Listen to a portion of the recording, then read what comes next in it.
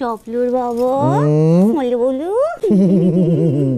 হ্যাঁ গো, আমাদের ফুলসজ্জার কথা তোমার মনে আছে? কি বলছো, মনে থাকবে না? আহা হা, সে অনেক দিনের কথা। সে একটা ইয়ে হয়েছিল, মানে ফুলসজ্জা বলো।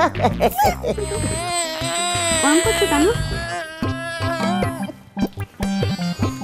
আগ্নেয়গিরি কোথায় জাগছে?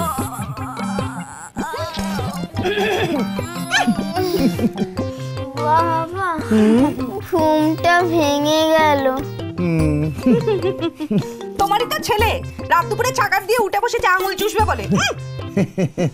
তা একটা ইয়ে করো, আচার করো। পানো না, এই জিনিস কোথায় পাচার করব, কিভাবে করব?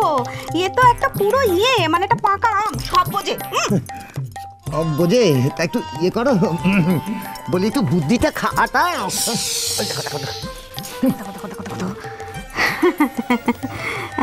তোমরা কি আমাকে নিয়ে কিছু বলছো? না, তোকে নিয়ে কি বলবো, তোকে নিয়ে কি বলবো? আমরা তো ওই ইয়ে, মানে ওই পাকা পাকা আমের কথা বলছিলাম। কতদিন হয়ে গেছে তোর বাবা ঝুড়ি ঝুড়ি আম আনে না। এই সময় তো আম পাওয়া যায় না। ওগো আমার ছেলে একেবারে অবজানতা ইচ্ছা করবা, এ সময় পাওয়া যায় না কে বলেছে বাবা? আমি তো চোখের সামনে দেখতে পাচ্ছি, একবারে পেকে ঝানু হয়ে যাবে একটা আম রয়েছে। বলি এই আমটাকে একটু অন্য ঝুড়িতে পাঠানোর ব্যবস্থা করো, ইয়ে খাটাও বুদ্ধি। জল খেয়ে আসছি, পোকা নড়িয়ে দিল। আমি অন্য ঘরে যেতে পারি, কিন্তু বাবার নতুন রেডিওটা আমাকে দিতে হবে, ব্যাস। হ্যাঁ, কি বললি? মা দেখো, ফেলা করি মা ক্ষতি, নইলে পরীক্ষায় ফেল। কি বললি? হ্যাঁ, ফেলো করি মাখোতেল? মাকে বলছি ছোটবেলা থেকে এত করে বালিশ করে দিলাম, আমাকে বলছি ফেলো করি মাখোতেল। উঠে আয়, মারবো না, পিঠে ছাড় জানা তোমার দিয়ে দেবো। হ্যাঁ, বাপের ব্যাটা হয়েছে।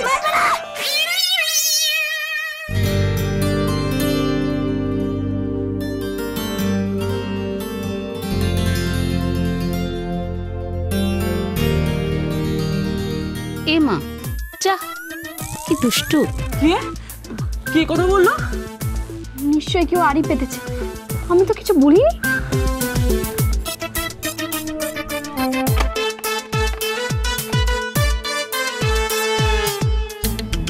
কই কেউ নেই তো? আমি সব সময় জেগে থাকি। নিশ্চয়ই কেউ ঘরে লুকিয়ে আছে। কে কে কে এখানে? কে কে কে এই ঘরে কে? হ্যাঁ, কে কে? বেরিয়ে এসো। আরে কে আছো? বেরিয়ে এসো না। কে কে কে কে?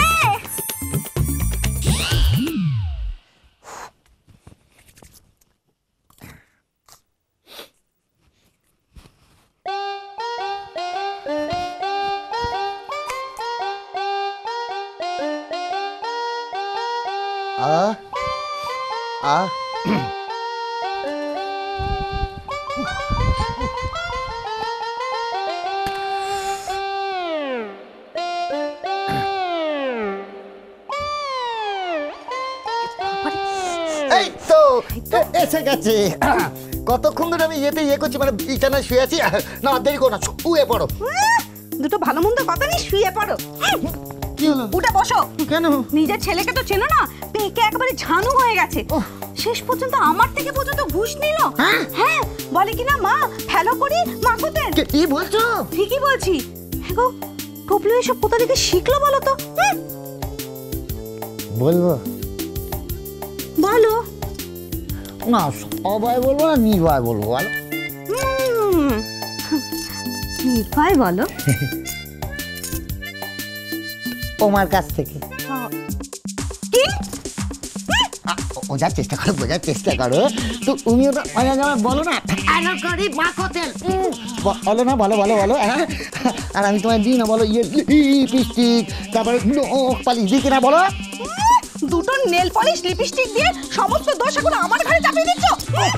ভালো লাগে না বাবা। তোমার অল্পেতেই না ইয়েতে ইয়ে উঠে যায়, মানে মাথায় রক্ত উঠে যায়। ওরকম করলে চলে। তুমি কেন তো রেগে যাও বলো? আজ তো আমাদের ইয়ে গো, মানে ফুল সজ্জে। ভেবে চিন্তে কথা বলো। আরে বাবা ও কথার কথা বলছি, ফুল সজ্জে তো তোরা তো দরজা বন্ধ করে ইয়ে করছে, মানে কথা বলছে। আর ও তো দাদা, তো যেমন দাদা এমন ভাই, আমরা তো সব ইয়ে একান্নবর্তী পরিবার, আমাদের মধ্যে কি মিল বলো। তাই আজকে তো আমরা একটু ইয়ে করতে পারি, এবারে ফুল সজ্জে। কি গো রে খোকা, লাগলো? রাধিকে রাধিকে তাড়াতাড়ি এসো। শোনো শোনো, আস্তে আস্তে শোনো, ঠিক করে মন দিয়ে পাঠটা করতে পারবে তো? দেখো বাবা, যদি কোনো ভুলভ্রান্তি হয় না, বাবা আমাকে মেরে একেবারে পাঠ পাঠ করে দেবে। এটা কিন্তু দেবী চৌধুরানী, বুঝেছো তো? আচ্ছা শোনো শোনো শোনো, আমি হলাম দেবী চৌধুরানী আর তুমি হলে অত্যাচারিত গ্রামবাসী, ঠিক আছে? দুঃখ দুঃখ বাবা, হ্যাঁ? হাত জোড় করো। শুরু করি তাহলে। কার এত সাহস যে আমার লোকেদের ওপর অত্যাচার করে? জমিদার সত্যনারায়ণ, সাবধান! সাহস থাকে তো তুমি সামনে এসো। আচ্ছা রাধিকে, রাধিকে আমার এই যে তেজটা বেরোচ্ছে, একদম বীরের মতো লাগছে, মানে রাজার মতো লাগছে। ওরে বাবা রে, ভাই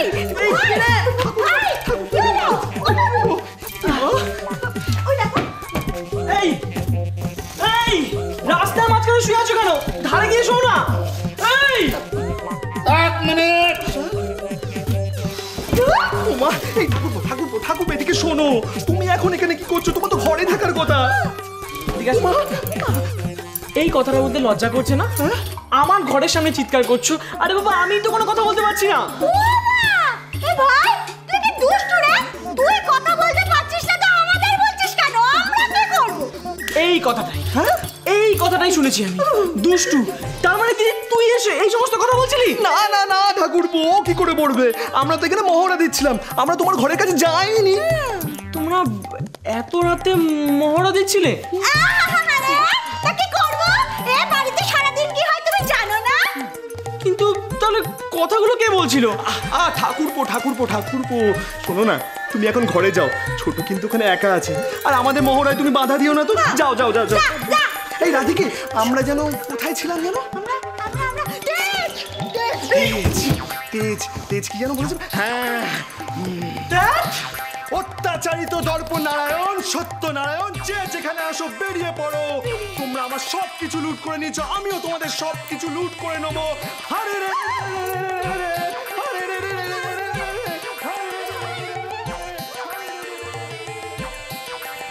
নিশ্চয়ই বাড়িতে ডাকাত পড়েছে। জানে সকলে ক্লান্ত হয়ে ঘুমোচ্ছে, কিন্তু এই অলক্ষে থাকতে এই মজুমদার বাড়ির কিচ্ছু হবে না।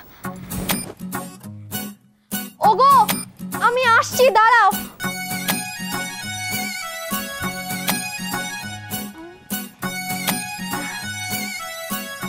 লাঠি লাগবে, লাঠিটা কোথায়? এই। আরে রে রে রে রে রে রে! মাথায় ঢুকে গেলাম তো। নিচে কি হচ্ছে গো? নিশ্চয়ই ডাকাত পড়েছে না? আমি বুঝে গেছি, ওই ডাকাতরাই কথা বলে পরীক্ষা করছিল যে বাড়িতে কেউ জেগে আছে কিনা। উফ, শিগগিরই চলো, তোমার কোনো ভয় নেই, চলো চলো চলো। দাঁড়াও, আজ আমাদের ফুলসজ্জা। আজ আমার বউটা লাঠি নিয়ে ডাকাত তাড়াতে যাবে। তুমি বুঝতে পারছো না, বাড়িতে একটা বড় বিপদ।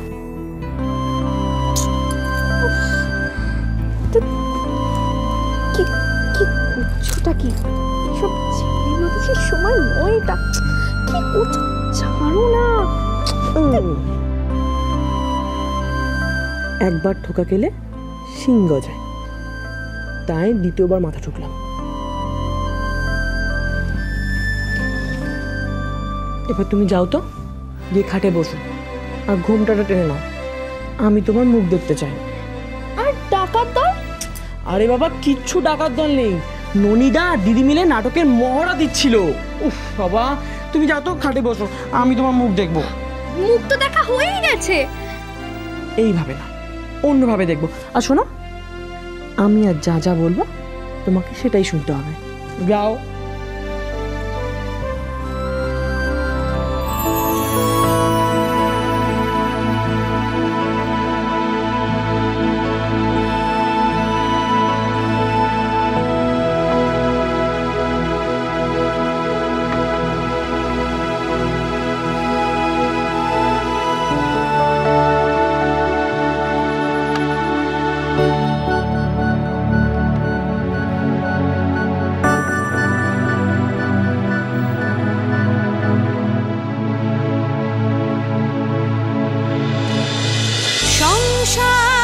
সুখের হয় রমণীর গো